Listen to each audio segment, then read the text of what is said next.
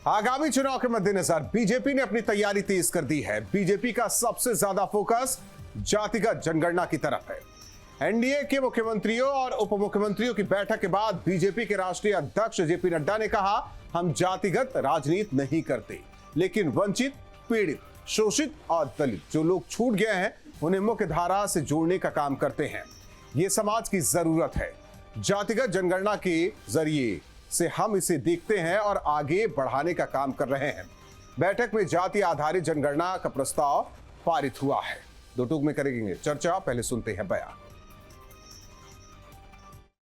जातिगत जनगणना, इस जातिगत जनगणना के विषय पर जिसको भारत की कैबिनेट ने मोदी जी के नेतृत्व में स्वीकृति दी है और ये हमारी कल्पना शुरू से थी और हमारे बिहार की सरकार, नीतीश कुमार जी की सरकार जिसने सबसे पहले इसका प्रस्ताव लाया था, उसको भी ध्यान में रखते हुए और यह जातिगत जनगणना पर भी प्रस्ताव पारित हुआ। प्रस्ताव के माध्यम से हमने स्पष्ट किया है कि हम जातिगत राजनीति नहीं करते हैं, लेकिन वंचित, पीड़ित, शोषित, दलित जो छूट गए हैं उनको मुख्य धारा में समावेश करना, जो भी जिस तरीके से छूटा हुआ व्यक्ति है उसको मुख्य धारा में समावेश करना, यह समाज की आवश्यकता है और जातिगत जनगणना के माध्यम से हम इसको देखते हैं और इसको हम आगे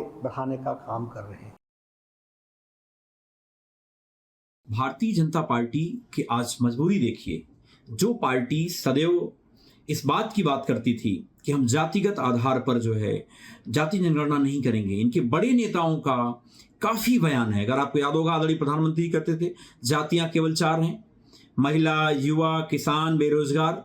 आज वही पार्टी को जो है जाति जनगणना कराने के लिए झुकना पड़ रहा है और ये हमारे पीडीए और पीडीए के जननायक आदरणीय अखिलेश यादव जी की ही देन है कि उन्होंने जो मुहिम छेड़ी है जाति जनगणना की, इसलिए आज बीजेपी को जो है बैक फुट पर के आकर के जो इनकी विचारधारा है वर्चस्ववादी, सामंतवादी, उस सोच के विपरीत जाति जनगणना कराने की इनकी मजबूरी है। भारतीय जनता पार्टी के अध्यक्ष जेपी नड्डा ने बिल्कुल सही कहा है कि वो जाति की राजनीति नहीं करते, वो तो धर्म की राजनीति करते हैं, हिंदू मुसलमान की राजनीति करते हैं, बांटने की, काटने की, छांटने की राजनीति करते हैं, विद्वेष की राजनीति करते हैं, सांप्रदायिकता की राजनीति करते हैं, मंदिर मस्जिद की राजनीति करते हैं, जहर की फसल बोते हैं और वोटों की फसल काटने की राजनीति करते हैं। जाति की राजनीति तो राहुल गांधी जी के जाति जनगणना के दबाव में आकर के करनी शुरू की है जेपी नड्डा जी आपने।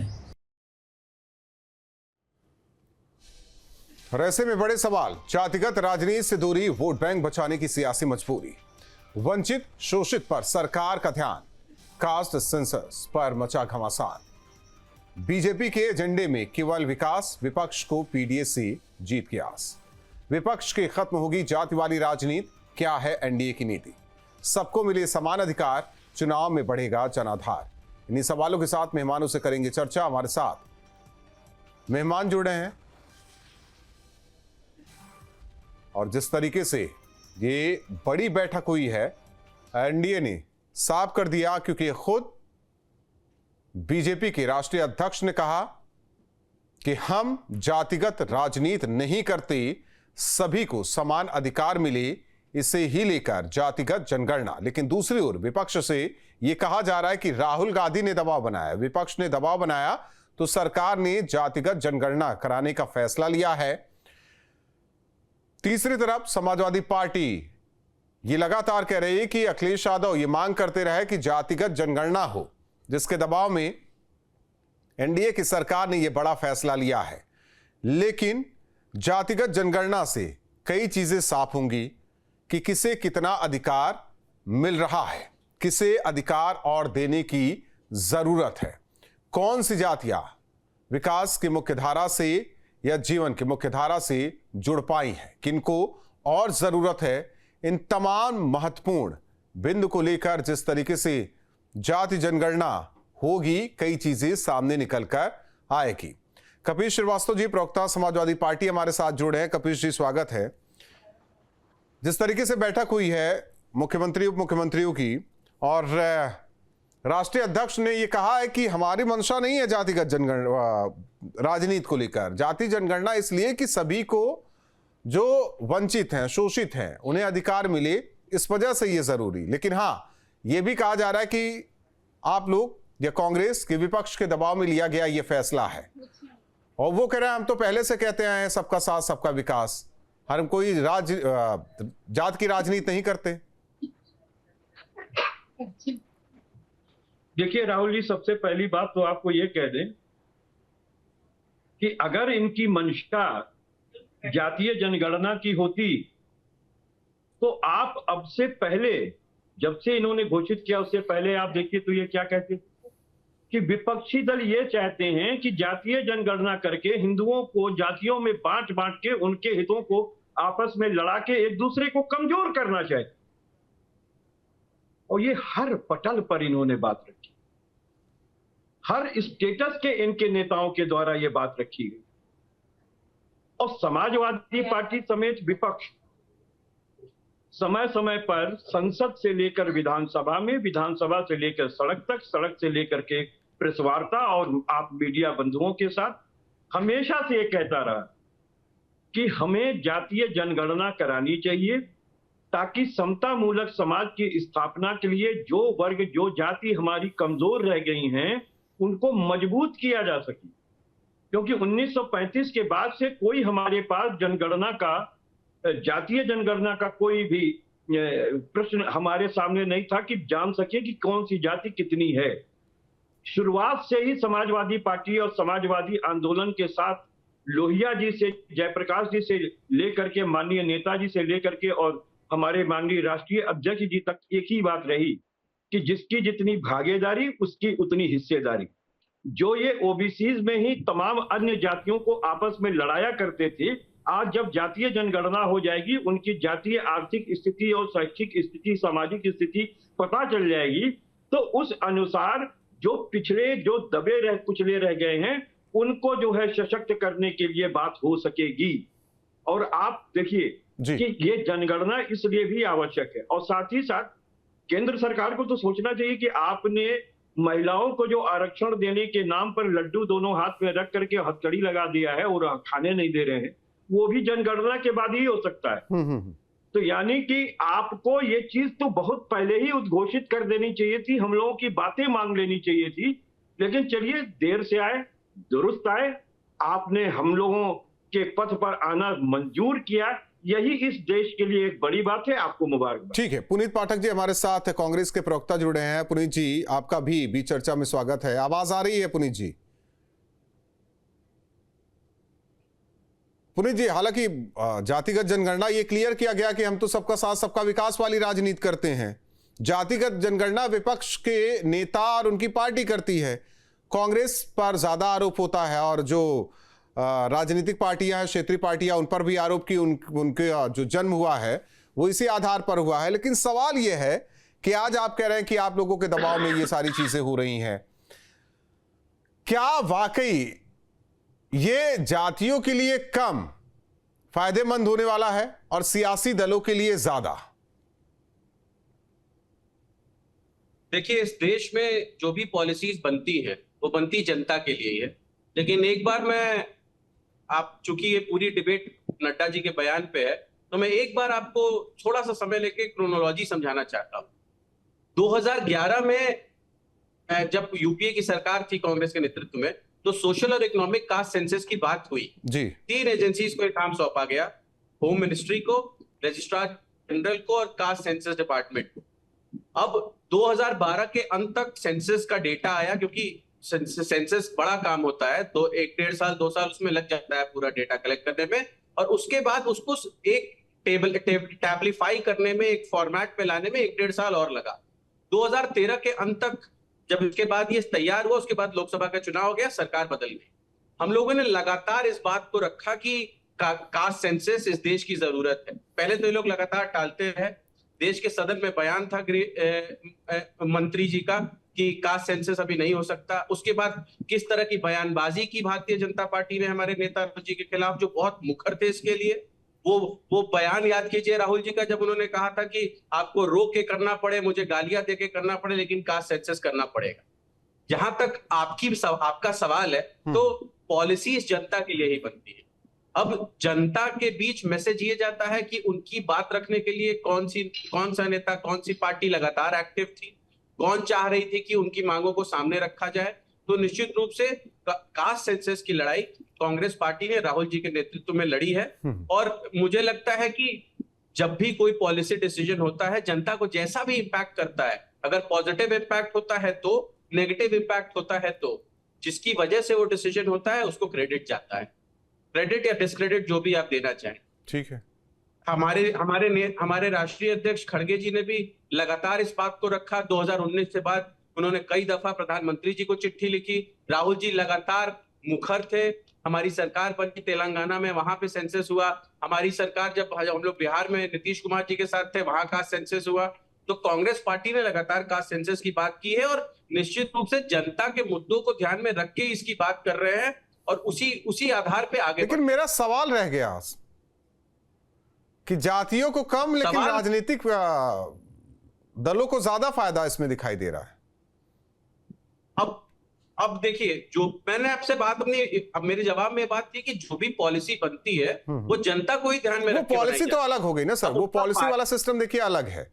मैं पॉलिसी वाले सिस्टम इसलिए कह रहा हूं कि जब तक इसी से जातिगत राजनीति से ही तय होती है कि कहां किसका वोट कितना है, अगड़े का कितना, पिछड़े का कितना, अति पिछड़े का कितना, उस हिसाब से कैंडिडेट तैयार होते हैं, उस हिसाब से हार जीत का आंकड़ा भी तय होता है, उस हिसाब से सरकार भी बनती बिगड़ती है, उस हिसाब से कैबिनेट भी तय होता है। तब जाकर पॉलिसीज के नंबर तो बाद में आएगा, लेकिन पहले जो शुरुआती चरण है उसे समझने की कोशिश मैं कर रहा था। देखिए, अब इसका जवाब से यही है कि जब भी पॉलिसी बनेगी तो उसका सियासी नुकसान या फायदा उसको मिलता है जो उस पॉलिसी को इंप्लीमेंट कराने के लिए काम करता है। अगर मोदी जी ने नोटबंदी की तो नोटबंदी का फायदा या नुकसान मोदी जी को मिलेगा। अगर आप मेरी बात से जातिगत यानी हम कहे किसी जाति या किसी वर्ग के लिए वो विशेष, वो तो सामान्य हर एक भारतीयों के लिए था, ये अलग चीज हो गई। आलोक वत्सी बीजेपी नेता हमारे साथ जुड़े हैं, ठीक है। ये भी किसी एक विशेष जाति के लिए नहीं है। जब कास्ट सेंसस हुआ था तो ऐसी बात निकली कि 45, मेरी बात खत्म, 45 लाख जातियां भारत में निकल के आई। कास्ट सेंसस में अब कहे कि क्रीमी लेयर को क्या मिलने वाला है, यही हो रहा है ना कि जो विकास की मुख्य धारा, ये जो समानता का अधिकार जो अभी तक नहीं पाया, जो जीवन की मुख्य धारा से नहीं जुड़ पाया है, जो वाकई कपिल जी ने कहा कि समता मूलक समाज की परिभाषा, उसकी पॉलिसी क्लियर नहीं होती है। अब जैसे उन्होंने मैं इसलिए कह रहा हूं ना, महिला आरक्षण किस तरह इंप्लीमेंट मैं इसलिए कह रहा हूं कि कई राजनीतिक दल का तो उदय भी इसी तरीके से हुआ है, उसमें नहीं पढ़ना मुझे। कपीश जी बिल्कुल, हाँ बिल्कुल, कपीश जी, अब वही है कि आप लोगों ने साथ दिया, उधर से भी एक सवाल आएगा कि आपने तो कभी उनसे नहीं पूछा जिनको बार बार वोट देकर आप लोगों ने उनकी सरकार बचाई, कभी उनसे नहीं कहा कि आप लोग जातिगत जनगणना करके सारी चीजें टेबल पर ला दीजिए। अब हम करने जा रहे हैं तो भी कह रहे हैं कि नहीं भैया, इनका किया धरा नहीं है तो हमारा किया धरा है। देखिए, इसमें कहीं दो राय नहीं है कि कांग्रेस और भारतीय जनता पार्टी में सबसे बड़ा अंतर यही है कि कांग्रेस अन्य लोगों की भी सुनती है, वो एक लोकतांत्रिक मूल्यों के साथ स्थापित होती है। हम ये कहते हैं उनकी नीतियां कुछ हमें अच्छी और बुरी लग सकती हैं, लेकिन कम से कम हमारी बातें तो सुनती है, मान सम्मान तो प्रतिष्ठा देती है ना दूसरी पार्टी को। ऐसा तो नहीं कहती है कि ये समाप्तवादी पार्टी है, इसको समाप्त हो जाना चाहिए, ये कांग्रेस विहीन कर दूंगा भारत को। तो इस तरह के अहंकार तो कांग्रेस के अंदर कभी नहीं रहा। और हमने शुरू से ये बात आपसे कही है कि कांग्रेस एक सांप्रदायिक दल नहीं है जिसकी वजह से हम लोगों की नीतियां एक दूसरे को पुशअप करती हैं।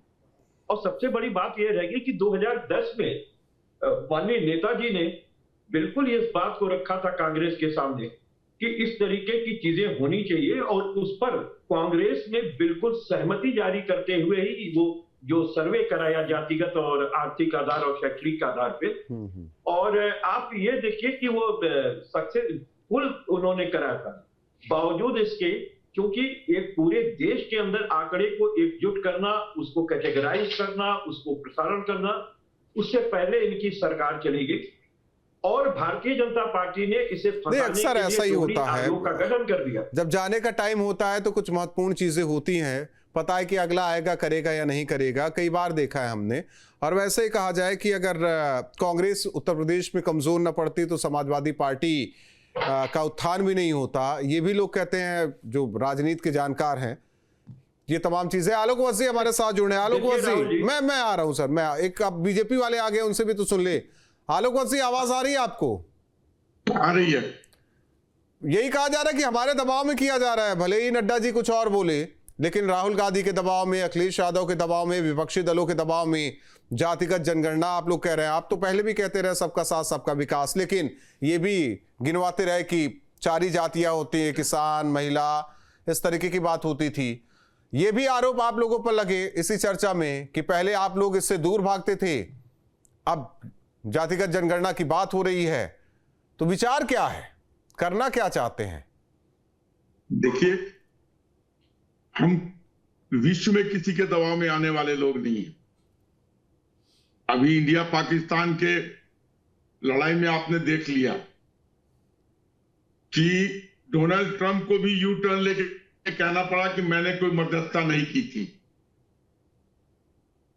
और रही बात भारत के अंदर,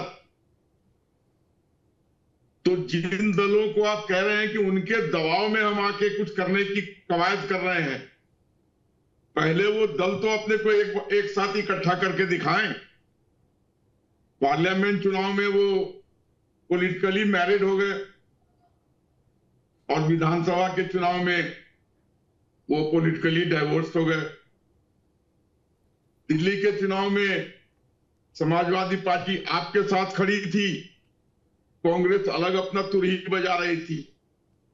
और ये सही कहा आपने थोड़ी देर पहले कि कांग्रेस का विघटन, पतन बिहार में राजद नहीं, मैंने नहीं कहा। और उत्तर प्रदेश में जो समाज, पॉलिटिकल जानकार, जो राजनीति के जानकार हैं, वो कहते हैं, जो भी राजनीति के जानकार हैं, उनका ये कथन सत्य है कि ये पार्टियां, कांग्रेस कमजोर पड़ी तो आपका उदय हुआ, कांग्रेस कमजोर पड़ी तो राजद का उदय हुआ, कांग्रेस कमजोर पड़ी तो समाजवादी पार्टी का उदय हुआ। आलोक वसी, देखिए, मेरा एक बहुत सीधा सा सवाल था, ये कांग्रेस से भी सवाल था कि जातिगत जनगणना ठीक है, सियासी मुद्दा भी है और सामाजिक मुद्दा भी है, लेकिन आने वाला वक्त क्या ये बताएगा कि जातियों को फायदा ज्यादा हो रहा है, पॉलिटिकल पार्टीज को कम।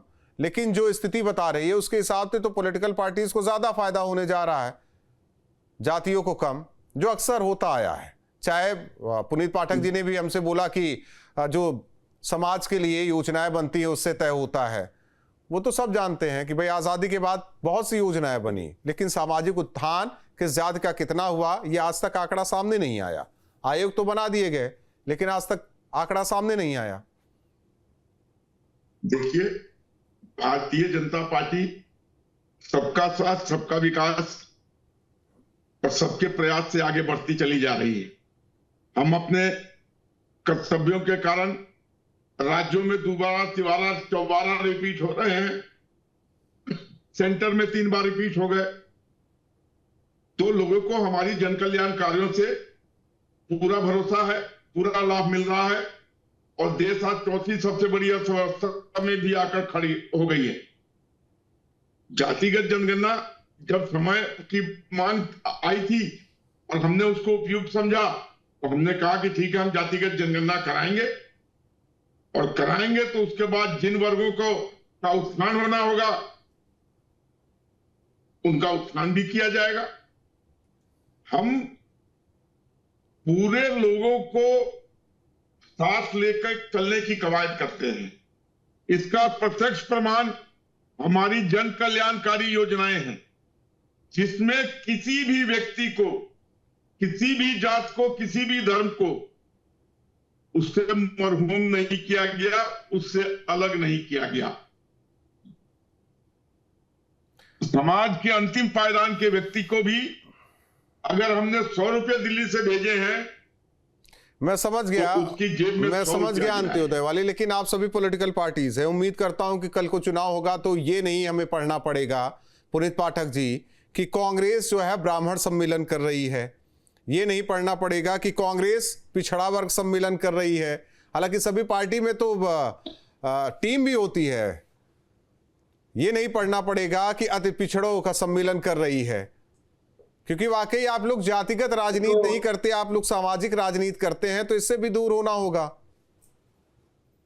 देखिए, सम्मेलन कराने में कोई देश नहीं है। अगर आप उन सम्मेलनों में ये नहीं बोल रहे हैं कि फलानी जाति को मारिए काटिए, इनकी वजह से आपका समाज आगे नहीं बढ़ पा रहा है, दिक्कत वहां है। भारतीय जनता पार्टी जब तमाम रैली आप लोग देखते हैं, कैसे कैसे नारे वहां पे लगते हैं, कैसी कैसी बातें होती हैं, किस तरह से आपस में लड़ाने के लिए एक दूसरे को बरगलाया जाता है। अगर ये चीज नहीं है तो मुझे नहीं लगता किसी सम्मेलन कराने में कोई दोष है। आज दिल्ली में सम्मेलन हुआ, आज हमारी पार्टी के तमाम अति पिछड़ा नेता दिल्ली गए, राहुल जी से मिले, वहां पे उन्होंने उनको धन्यवाद दिया उनकी लड़ाई लड़ने के लिए। तो इसमें कोई दिक्कत नहीं है, लेकिन दिक्कत यही है अगर आप उस सम्मेलन के जरिए किसी दूसरे समाज के प्रति द्वेष फैलाना चाहते हैं, जो अक्सर भारतीय जनता पार्टी के कार्यक्रमों और रैलियों मैं मान लेता हूं कि बीजेपी विद्वेष फैलाती है, द्वेष फैलाती है, और मान लेता हूं कि आप लोग हर समाज के साथ हैं, तो एक आंकड़ा क्यों नहीं देते कि आपकी सरकार में इस जाति का उत्थान हुआ है, विकास की मुख्य धारा से जुड़े हैं, समतामूलक समाज की जो परिभाषा है उसमें इन्हें शामिल किया गया है। कभी किसी ने दिया है क्या? जी बिल्कुल, जैसा कि मैंने बताया, हमने 2011 में कास्ट और इकोनॉमिक सेंसस कराया था और डेटा भी उसका निकलता अगर हम सरकार नहीं बदली होती। ये सरकार तो 2021 से सेंसस नहीं करा पा रही है, वो छोड़ देते हैं। जाति जाति किसने क्या किया, अब तो 10 सालों में सरकार है, तो मैं उसमें नहीं पढ़ना चाह रहा हूं। मैं बार-बार सरकार की मंशा पर होता है ना कि अगर आप दोबारा रिपीट करते तो पहले ही करा लेते, अब जाते जाते चीजें कर जाते हैं। मैंने आपको बताया, हार और जीत भी तय होती है। सेंसस कराने में और डिटेल टैबलिफाई करने में समय लगता है, तो भारतीय जनता पार्टी को तो कम से कम वो डेटा दे देना चाहिए। पाठक जी, मैं आ जाता हूं, मैं मान लेता हूं कि बीजेपी कब तक कराएगी ये, अगर बढ़ गया, जब तक मियाद है उससे आगे बढ़ गया तो आप लोग तो मंशा पर सवाल उठाएंगे कि सरकार की मंशा ही नहीं। भारतीय जनता पार्टी अपनी नीति साफ नहीं करती है। वुमेन रिजर्वेशन बिल को कैसे इंप्लीमेंट करेंगे, ये लोग लेके आगे चले गए हैं 2019 के बाद। ये जातीय जनगणना भी किस तरह कराना चाहते हैं, ये पॉलिसी अभी तक इन्होंने देश के सामने नहीं रखी। आलोक वसी, भारतीय जनता पार्टी को चाहिए कि अपनी बात को स्पष्ट करें। ठीक है आलोक वसी, आप जवाब दे दीजिए, फिर कपिल श्रीवास्तव जी से सवाल करता हूं। देखिए, अभी देश किसी अन्य संकटों से गुजर रहा है, उस पर ध्यान देने की जरूरत है। राजनीति को ताक पर रखकर अभी सभी को एकजुट होकर देश की रक्षा में लग जाना चाहिए। अभी विभिन्न तरीके के प्रहार हम पर हो रहे हैं। इसके बाद जब स्थिति सामान्य होगी तो स्पष्ट रूप से हम बता देंगे कि किस तरीके से हम जातिगत जनगणना कराने जा रहे हैं। और जब कह दिया है नरेंद्र मोदी जी ने तो अवश्य कराएंगे, इसमें कहीं कोई शक नहीं है। लेकिन कांग्रेस को यह मुंह नहीं है कहने का कि वो लोगों के उत्थान की बात सोचती है। इंदिरा लाओ देश बचाओ, इंदिरा लाओ गरीबी हटाओ। गरीबी हट गई गरीबी। उसके बाद इनके राजीव गांधी जी ने कहा था कि मैं 1 रुपया भेजता हूं तो गांव तक 19 पैसा पहुंचता है। हम छाती ठोक कर कहते हैं कि अगर 1 रुपया भेजते हैं तो 1 रुपया आदमी की जेब में जाता है। वो तो देखिए सर, सोशल वेलफेयर वाला काम है, एडमिनिस्ट्रेशन सोशल वेलफेयर वाला काम है। उसमें देखिए वहां जातियों की बात ही नहीं हो गई, वहां तो निवासियों की बात हो गई। मैं जातियों की बात करने बैठा हूं। नहीं, आप मुझे एक चीज बताइए, अगर इन्होंने जातियों का इतना ही उत्थान किया है तो क्यों ये लगातार नीचे जा रहे हैं? आज इनकी हालत ये हो गई है, हो सकता है उसी जाति ये कटोरा लेके खड़े हैं। इसीलिए तो क्यों नहीं वहां के क्षेत्रीय दलों के कपिल जी बताएंगे, दे दीजिए। कपिल जी बताएंगे कि पीडीए ने क्या काम किया।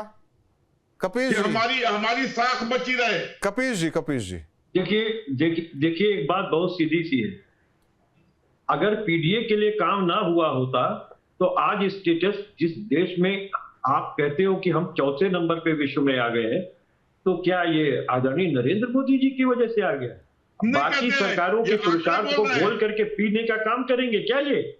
और आप मुझे बताओ, हम लोगों ने तो केवल 55 लाख करोड़ रुपए में आपको इंफ्रास्ट्रक्चर खड़ा करके दे दिया, जो हमने विदेशी बैंकों से उठाया था। उसमें एम्स, IIT रुड़की और भाभा एटॉमिक सेंटर, प्रक्षेपण, साराभाई प्रक्षेपण केंद्र और तमाम मिसाइल प्रोग्राम और आपका DRDO, हिंदुस्तान एरोनॉटिक्स लिमिटेड, क्या नहीं दिया।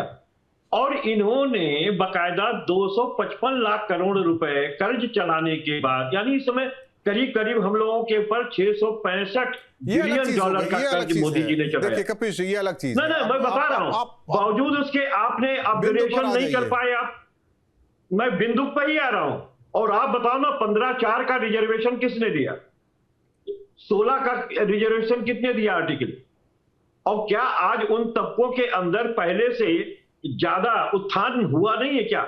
हम ये बिल्कुल कहते हैं कि अभी भी समता नहीं आ पाई है, लेकिन उत्थान से इनकार नहीं किया जा सकता है। मैं एक चीज, और वर्तमान समय में भारतीय जनता पार्टी, कपिल जी एक मिनट कह ले राहुल भाई, एक मिनट कह ले। बहुत वाजिब सवाल है आपसे, बहुत वाजिब सवाल है, क्योंकि आपकी सरकार थी और केंद्र में कांग्रेस की सरकार थी। आप लोगों ने कुछ जातियों को अति पिछड़ों में डाला था, पिछड़ों में भी नहीं, अति पिछड़ों में।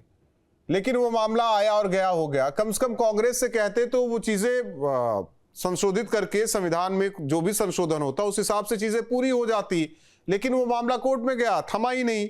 फिर जो जातियां जहां थी वहीं रह गई। अगर वाकई जातियों की राजनीति या कहे या उनके सामाजिक उत्थान की बात आप लोग वाकई करते हैं तो मंशा साफ होनी चाहिए। देखिए, मंशा बहुत हद तक साफ रही है।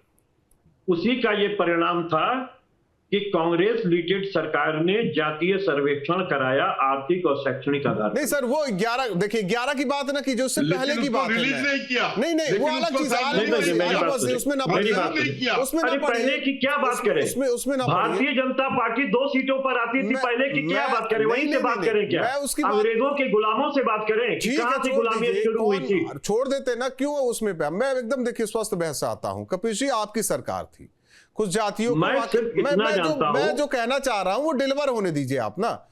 आपकी सरकार थी, आपने कुछ जातियों को अति पिछड़ों में डाला, बाकायदा उसकी लिस्ट जारी होती है। फिर आप जानते ही हैं कि ये आपके हाथ में है नहीं, ये तो केंद्र सरकार ही करेगी। केंद्र सरकार कांग्रेस की बैठी हुई, भाई सबसे बड़ी पार्टी वही थी। आपने और उनके बीच में क्या बातचीत हुई कि आप उनको उनका आरक्षण नहीं दिलवा पा रहे हैं, उनका हक नहीं दिलवा पा रहे थे। और आज ठीक है, गठबंधन है, ये तो राजनीतिक है, लेकिन जब सामाजिक आधार पर आप लोग से लड़ाई लड़ रहे हैं साथ में, गठबंधन है क्या? नहीं, एक मिनट बीच में ना बोलिए ना आलोक वसी। अगर वाकई सामाजिक आधार पर ये लड़ाई चल रही है, जातियों को हक दिलाने की कोशिश हो रही है, तो यहां क्यों मनमुटाव हो गया था आप लोगों का? कोई मनमुटाव नहीं था। संवैधानिक दिक्कतें तकनीकी उत्पन्न हो गई थी, जिसके वजह से नहीं हो सका। लेकिन इसमें निश्चित रूप से आज नहीं हुआ तो कल होगा। और एक बात और कहते हैं जी, कि अगर हमारे में कोई कमी थी, हमारी सरकार चली गई, तो जो सरकार वर्तमान समय में सवाल उनसे होना चाहिए। नहीं, वो क्यों नहीं कर रहे? उनसे तो सवाल करूंगा, लेकिन हम एक तो चीज उनके है, साथ खड़े हैं ना। अगर महिला आरक्षण का उन्होंने घोषणा किया तो भी हम उनके साथ खड़े हैं। सवाल भविष्य को लेकर भी है। अगर जातिगत जनगणना में कुछ जातियों को, मैं कह रहा हूं कि उनको ऊपर लाया जाएगा, तो फिर किसी को दिक्कत भी नहीं होनी चाहिए। सामाजिक आधार पर, आर्थिक आधार पर, शैक्षिक आधार पर अगर वो ऊपर आते हैं तो हमें नहीं लगता कि किसी को दिक्कत होनी चाहिए। फिर कहीं राजनीति किसी की ना खत्म हो जाए। राहुल भाई, बहुत एक स्पष्ट सी बात है कि इस देश के संविधान ने जो क्रीमी लेयर कंसेप्ट रखा है, वो शायद इसी दिन तक के लिए रखा है कि जो अंतिम व्यक्ति है वहां तक आरक्षण पहुंचे और वो व्यक्ति सशक्त हो जाए, ताकि इस देश आज की तारीख और आज का ये सवाल भी नोट करके रखे, क्योंकि बिना जातिगत राजनीति से किसी भी पार्टी का भला नहीं हुआ है। ये देखिए, सुन लीजिए, ये देखिए कड़वा सच है, मानिए ना मानिए, कोई भी कहे कि सबका साथ सबका विकास, हमारी बात आप आने नहीं दे रहे हैं, या फिर राहुल भाई, मैं देखिए आप हमारी बात आने नहीं दे रहे। कपिल जी, अब देखिए शो वाइंड अप करने का टाइम है। मैं सारी राजनीतिक दलों की बात कर रहा हूं, इसमें आप भी हैं, कांग्रेस भी है, बीजेपी भी है। आप इससे तो भाग नहीं सकते, कितना भी आप लोग कह लीजिए टीवी डिबेट में कि जातिगत राजनीति नहीं करते हैं आप लोग। बहुत बहुत धन्यवाद आप तीनों मेहमानों का हमारे साथ जुड़ने के लिए। तो बीजेपी के राष्ट्रीय अध्यक्ष जेपी नड्डा ने कहा कि जातिगत जनगणना कराना यानी इसका यह मकसद नहीं कि हम जाति की राजनीति करें, हमारा मकसद है कि जो वंचित है, जो पिछड़े हैं, उन्हें समान अधिकार मिल पाए। और वहीं दूसरी ओर विपक्ष का कहना है, कल तक तो ये कह रहे थे बीजेपी वाले कि हम नहीं कराएंगे, आज करा रहे हैं और ये समाजवादी पार्टी और कांग्रेस की देन है, दबाव में आकर इन्हें कराना पड़ा। सवाल यह भी है कि क्या जातिगत जनगणना से जातियों को फायदा होगा या राजनीतिक दलों को ज्यादा फायदा होगा, इसका भी हिसाब दर्शक जरूर लगाए। दो टूक में इतना है।